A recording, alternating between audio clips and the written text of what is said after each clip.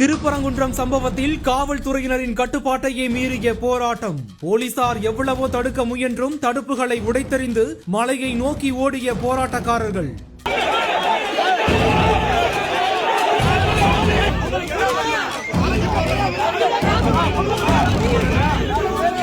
அமளியில் ஈடுபட்டவர்களை குண்டுகட்டாக தூக்கிச் சென்று போலீஸ் வேனில் ஏற்றிய பரபரப்பு காட்சிகள்.